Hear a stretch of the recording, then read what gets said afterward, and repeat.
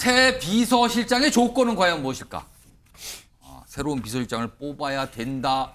누가 물망이다. 이런 얘기 주말 동안에 참으로 많이 나왔었는데요. 일단 화면 좀 보겠습니다. 이 얘기 좀 하기 전에요. 내일 국무회의가 열리는데요. 이 자리에서 윤석열 대통령이 총선 관련 입장을 발표할 것으로 지금 뭐 기정사실화된 상황이에요. 모두 발언을 하게 되죠. 근데 이 발언을 통해서 어떤 입장을 낼 것으로 보이는데 일단 뭐 여러 가지 예상이 있었잖아요. 이런 총선 관련 입장은 뭐 담화 형태로 할 것이냐, 뭐 기자회견 형태로 할 것이냐. 지금 보니까 결론은 뭐 두 가지 형식은 아니고 국무회의 발언 형식으로 나올 것 같단 말이에요. 이거 짧게 김철원 교수님. 네.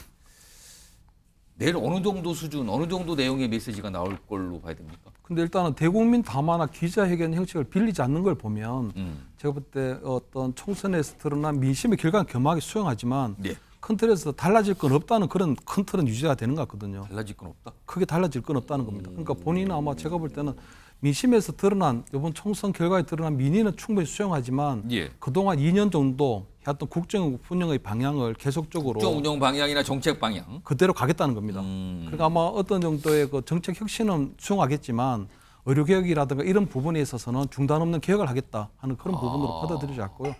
두 번째는 이번 총선에서 드러난 것처럼 어떤 경제 살리기에 여야가 없이 예. 할 것 없이 경제 살리기에 좀 올인해야 되고 그런 부분에서 국정을 쇄신하겠다는 의지는 좀 밝힐 것 같고요. 혹시 야당 대표 만나겠습니다. 이런 입장은 안 나올까요? 제가 볼 때 그건 당연히 들어갈 수밖에 없는 게 22대 국회가 개원이 되는 상황이거든요. 예. 그렇기 때문에 어떤 민주당에서 얘기하는 것처럼 영수회담은 아니지만 여야 대표 회동은 할 수밖에 없는 부분이 있습니다. 왜냐하면 대통령이 22대 국회에 바라는 그런 사항들이 있을 수 있고요. 예. 또 여야 대표들이 대통령에 대해서 건의할 부분도 분명히 있는 거거든요. 예. 그렇기 때문에 어떤 형태로든지 아마 여야 협치에 대한 부분을 강조하시면서 여야 대표 회동은 제가 볼 때 어느 정도 선제적으로 어느 정도 저 내용 안에 담을 가능성 좀 있다 이렇게는 보이죠. 국무회의가 뭐 매주 화요일 열리죠. 통상적이라면 오전 10시인데요. 내일 내용 아마 좀 주목을 받을 것 같고요. 기다려봐야 됩니다. 이런 상황에서요.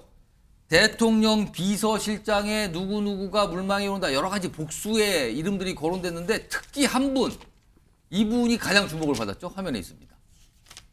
뭐 결정된 게 아니에요. 물망에는 오르는 거예요. 원희룡 전 장관.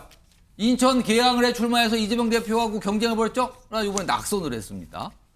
일단 뭐 프로필이 나와 있네요. 삼선 제주도지사, 그다음에 이재명 저격수 이런 뭐 별칭, 그리고 뭐 검찰 출신 뭐 이런 프로필이 좀 있고요.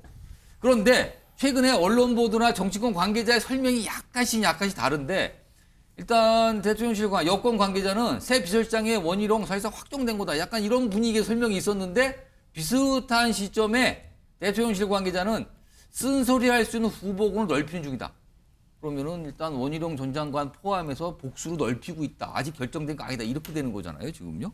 자, 원희룡 전 장관, 요 비서실장 인선 물망건과 관련돼서 뭔가 얘기가 있었어요. 들어보겠습니다. 가슴이 아픕니다. 아유 가슴이 아파요.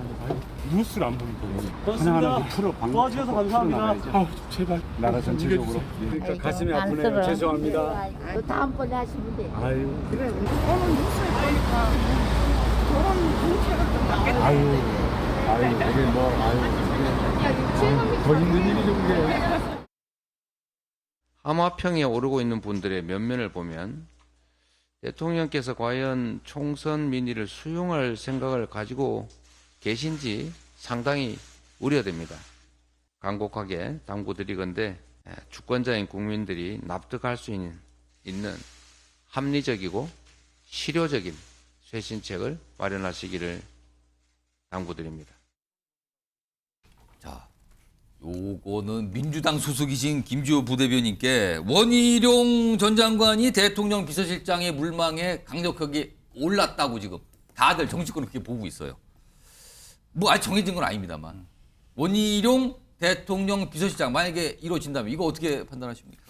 저는 뭐 원희룡 전 제주지사가 예. 비서실장이 돼서 예. 우리 윤석열 대통령과 우리 김건희 여사님이 마음의 평온을 찾고 뭔가 국정을 잘 운영할 수 있다면 예. 사실 뭐 그것도 한 방법이라고 생각합니다. 왜냐하면 사실 비서실장도 사실 크게 보면 비서관 아니겠습니까? 그렇죠. 그래서 손발이 돼서 지금 이렇게 국정이 난맥인데 국정을 잘 풀어나갈 수 있는 선택이라면 사실 그거는 좀 존중해야 된다. 그런데 어쩜 국정 운영의 난맥을 풀기 위한 게 아니고 온통 머릿속에 이재명 대표만 들어있어서 이재명 대표를 모욕 주고 창피 줬던 대장동 1타 강사, 뭐 양평 고속도로 뭐 이런 노선의 주역, 그다음에 개항 출마했던 그런 이미지를 가지고 뭔가 이재명 대표한테 사적 복수를 위해서 비서실장으로 채용한다면 그거는 좀 국가적인 정말 잘못된 일이고요. 저는 아마 원희룡 전 제주지사는 예. 김기춘 비서실장을 아마 그 어떤 그 행보를 잘 고민하고 있을 겁니다. 우리 김기춘 비서실장님이 어떻게 됐는지 예. 그런 거를 잘 복귀하면서 내가 뭘 해야 될까 지금 고민 중이지 않을까 싶습니다. 우리 김주호 부대변인이 일관되게 뭔가를 계속 얘기를 하세요. 지금요. 아까도 뭐 조양 얘기도 했는데 지금 김기춘 전 실장 얘기까지 꺼내놨는데 정혁신 변호사. 네네.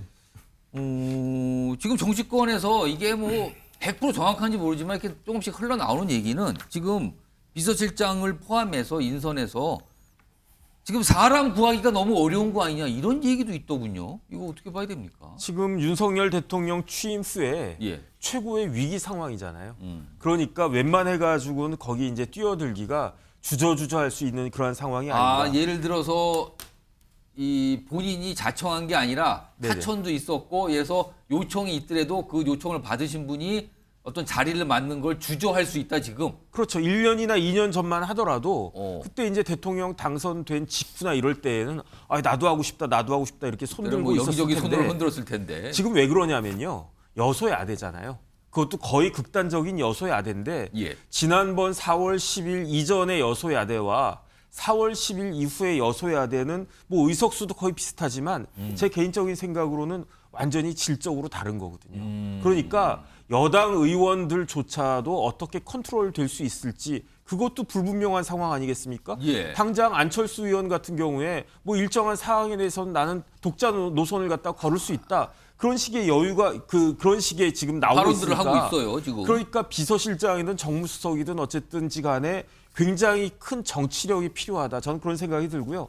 지금 원희룡 후보에 대해서 그 비서실장 이야기가 많이 나오는데 예. 원희룡 후보 같은 경우에도 원희룡 전 장관 같은 경우에도 이게 굉장히 리스크도 있고 찬스도 되고 저는 그런 생각이거든요. 리스크와 찬스가 같이 있다고요? 왜냐하면 원희룡 장관은 예. 본인이 뭐 장관이나 뭐 그 정도로 뭐 비서실장으로 만족하지는 않을 거잖아요. 대선에 이미 도전하셨던 경험이 있는. 그러니까 대권 후보로 본인을 그 규정 지을 텐데 그런데 지금 상황에서 지금과 같이 그 대통령이 최고 위기 상황에서 내가 대통령 비서실장으로 들어갔다. 예. 그랬는데 일이 잘 해결이 되면 이게 하나의 찬스가 될 거고 그게 아니고 굉장히 어려워진다 그러면 대권 후보의 꿈은 그냥 물거품처럼 날아갈 거 아니겠습니까? 비서실장으로 끝나고 만다. 그러니까 여기에 대해서 원희룡 후보 관련 원희룡 전 장관에 대해서 어쨌든 뭐 비서실장이든 뭐든 이런 그 제의가 왔을 때 다른 걸 다 떠나서 본인부터가 이거 내가 지금 해야 될 상황이냐 내가 이걸 갖다 할 만한 능력이나 여건이 되나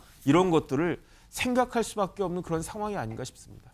그렇다면 뭐 결론은 제가 아까 질문 드린 것처럼 사람 구하기가 어렵고 적극적으로 손드는 사람이 딱히 안 보이는 거 아니냐 이런 말씀으로 들리는데 이런 상황에서 오늘요 과거에 대통령 비서실장을 이미 해보신 분이 있습니다. 연세가 좀 꽤 되시는데요. 이번에 당선되셨어요. 뭔가 얘기를 꺼내요. 비서실장의 조건일 수 있습니다. 들어보시죠. 비서실장은 대통령의 입을 두 손으로 막고 어디 가시려고 하면은 차 앞에 들어놓는 그런 결기를 가져야 돼요.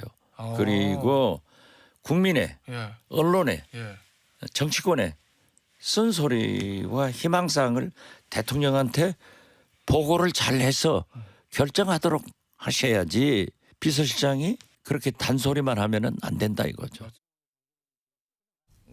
정기랑 교수님, 박지원 당선인께서는 뭐 본인의 아마 경험을 말씀하시는 것 같은데 뭐 이런 거 포함해서 정기랑 교수님 저 정치권 오래 지켜보시고 활동도 하시고 그러고 계신데 새로운 대통령 비서실장 지금 정부에서 추천하신다면 누가 떠오르십니까?